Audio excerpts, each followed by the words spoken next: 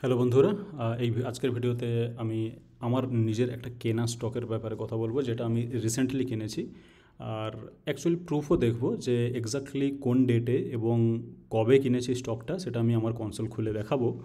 তো তার আগে যেগুলো মেন করব সেটা হচ্ছে স্টকটার যে ফান্ডামেন্টাল, সেই ফান্ডামেন্টালে কিছুটা আমরা চোখ রাখবো এবং সেটার অ্যানালিসিস একটু দেখবো। সবথেকে বড় যেটা, একটা কম্প্যারেটিভ স্টাডি প্রেজেন্ট করব, যেটা বুঝতে সাহায্য করবে যে ওই একই সেক্টরের একই গ্রুপের বাকি স্টকরা কোথায় আছে বা লাস্ট এক বছরে কী করেছে আর এই স্টক কী করেছে। সেখানে দেখতে পাবো যে এই এই গ্রুপের বাকি স্টকরা কিন্তু অনেক এগিয়ে গেছে, আর এই স্টক কিন্তু পেছনে রয়ে গেছে কিছু পারফরম্যান্স জনিত কারণের জন্য। বাট সেটাও আমরা ডিসকাস করব, এবং কম্পারেটিভ স্টাডিটা থেকে আমরা কিন্তু একটা খুব ইন্টারেস্টিং তথ্যও খুঁজে পাবো। তো ঠিক আছে, শুরু করা যাক। সেটা এই স্টকটার ওয়েবসাইট হচ্ছে এটা। এই ওয়েবসাইটে কিন্তু খুব একটা বেশি কিছু নেই, তবে আমরা যেটা জানি এই স্টকটা হচ্ছে এনার্জি সেক্টরের স্টক। এবং আমি যেটা মনে করি যে ইন্ডিয়াতে এনার্জি পাওয়ারের যে চাহিদা, সেটা কিন্তু ইন্ডিয়ার গ্রোথ, ইন্ডিয়ার পপুলেশন, এই সব দিক থেকে বিচার করলে একটা হিউজ পরিমাণ ডিমান্ড আসতে চলেছে। ওকে, তাহলে পুরো যে এনার্জি সেক্টর, পুরো এনার্জি ট্রেডিং এবং এসব ধরনের সঙ্গে যেসব জিনিস জড়িত, সেগুলো কিন্তু খুব ভালো রকমই প্রফিট করবে বলে আমার মনে হয়। যেমন আমরা যদি দেখতে পাই যে 2020-তে আমরা প্যান্ডেমিকের পরে যে হিউজ পরিমাণ ইন্ডিয়ানস মার্কেটের সঙ্গে জুড়ে গেছে, এবং সুতরাং তার জন্য ট্রেডিংও বেড়েছে। সেজন্য এক্সচেঞ্জকে যে আমরা ইউজ করছি, সেই এক্সচেঞ্জের ইউজ বেড়েছে, এবং সে কারণে কিন্তু এক্সচেঞ্জ একটা বিশাল বড় মুনাফা কামিয়েছে। সেটা আমরা স্টক প্রাইসেও রিসেন্টলি দেখতে পাবো জাস্ট 2 মিনিটের মধ্যেই। এবার তাহলে পাওয়ারের যে চাহিদাটা, সেটা যেহেতু বাড়বে, তাহলে পাওয়ার ট্রেডিংয়ের চাহিদা, পাওয়ার ট্রেডিং রিলেটেড যে ব্যবসা, সেটাও কিন্তু বাড়বে। ওকে, তো আমরা স্ক্রিনারে গিয়ে দেখব কিছু পারফরম্যান্স। ফর এক্সাম্পল, আমরা যদি স্টকটার লাস্ট 1 ইয়ারের পারফরম্যান্স দেখি, তাহলে কিন্তু অনেকটা এরকম। এবার সেটা লাস্ট 5 ইয়ার্স যদি দেখি, তাহলে এখানে 2021 বা 2021-এর মাঝামাঝি এরকম একটা সময় কিন্তু এটা পিক দিয়েছে 250 টাকার মতো। কিন্তু এখন যেটা আমরা দেখতে পাচ্ছি যে প্রাইসটা এখানে কিন্তু অনেকটা স্ট্যাগন্যান্ট টাইপের রয়েছে। এবং আমার আশা, আমি সে কারণেই কিনেছি অ্যাকচুয়ালি, আমার আশা যে এখান থেকে একটা ব্রেকআউট দিয়ে স্টকটা হয়তো 250 টাকার দিকে এগিয়ে যেতে পারে। আমি যদি এই স্টকের পি রেশিও দেখি, তাহলে পি রেশিও চার্টটা অনেকটা এরকম। পি রেশিওটা এখানে অনেক বেড়ে গেছিলো, কিন্তু এখন যে পি রেশিওতে এটা ঘোরাফেরা করছে, সেটা কাছাকাছি 40। অ্যাবসলিউট টার্মে দেখলে অনেক সময় 40 পি হয়তো বেশি মনে হতে পারে, কিন্তু এই পি, যেটা অলরেডি 3 বছর আগে, জানুয়ারি 21, 3 বছরেরও বেশি আগে, কিন্তু এই সেম পিতে স্টকটা অ্যাভেলেবেল ছিল বা স্টকটা ট্রেড করতো। ওকে, এবং আমরা প্রাইসেও দেখছি যে একটা পিক মেরে এটা কিন্তু একদম নিচে এসে প্রায় 150-র কাছাকাছি অনেকবার ধরে ঘোরাফেরা করছে। তো এইখানেই কিন্তু আমি স্টকটা কিনেছি। এক্স্যাক্টলি দেখাবো যে আমি কত প্রাইসে বা কবে কিনেছি। ওকে, এবার যদি আমি একটা কম্পারেটিভ স্টাডিতে যাওয়ার চেষ্টা করি, ফর এক্সাম্পল এখানে আমরা দেখতে পাচ্ছি স্টকটা হচ্ছে এটা, এবং এর যে পিয়ার গ্রুপ অ্যানালাইসিস করলে আমরা দেখতে পাচ্ছি যে এটা হচ্ছে বিএসসি।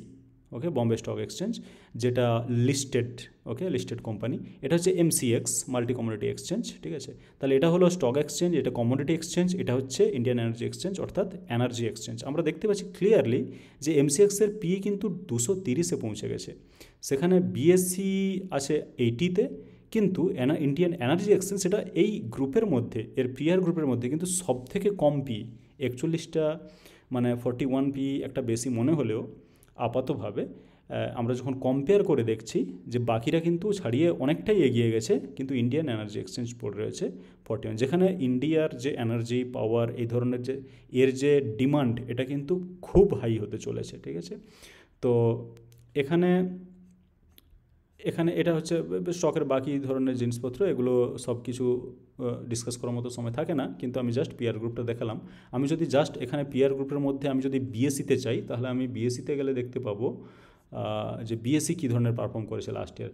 যেমন আমরা যদি বিএসসির 1 ইয়ারের এইটা চার্ট দেখি, তাহলে দেখতে পাচ্ছি যে প্রায় 1 বছর আগে, অর্থাৎ মে 23, প্রায় 1 বছর, পুরোপুরি 1 বছর আগে অ্যাকচুয়ালি, এর প্রাইস ছিল 534 টাকা, এবং লাস্ট 1 বছরে যে ধরনের পারফরমেন্স দিয়েছে, এখানে অলরেডি প্রায় 5 গুণ হয়ে গেছিলো।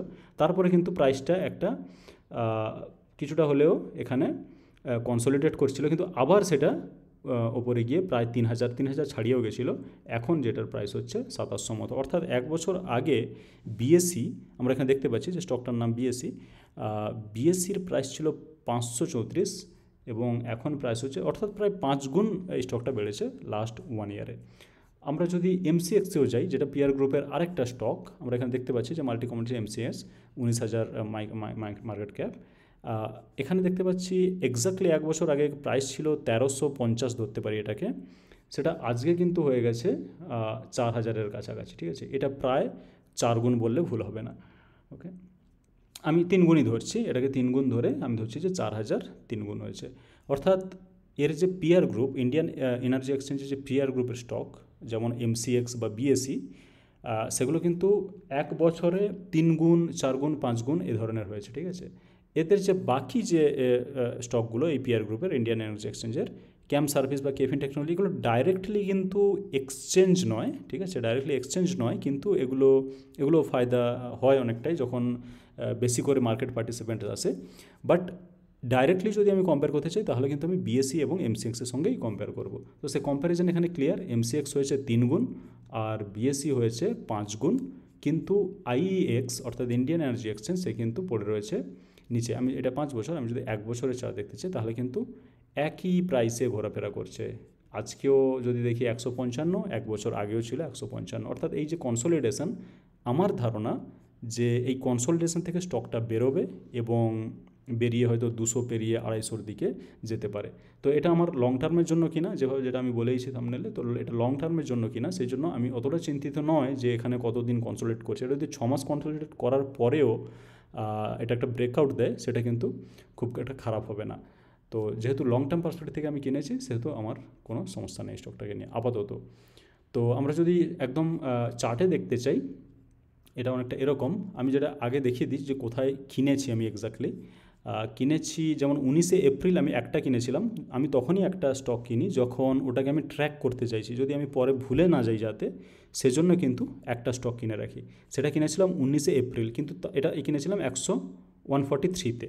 তারপরে স্টকটা বেশ খানিকটা বেড়ে গেছিলো। তারপরে 10th মেতে আমি আবার একটা সুযোগ পাই, আমি সেটা চার্টে দেখাবো। 10th মেতে যে আবার একটা সুযোগ পাই, সেখানে আমি কিন্তু 145-এ কিনে নিয়েছি 350 কোয়ান্টিটি, এবং এটা প্রায় 14 দিন আগের ঘটনা। তো সেটাতে কিছুটা প্রফিট হচ্ছে, যেটা এখানে দেখাচ্ছে। আর এটা অনেকটা ওপরেও গেছিলো, আমি সেটা দেখাবো।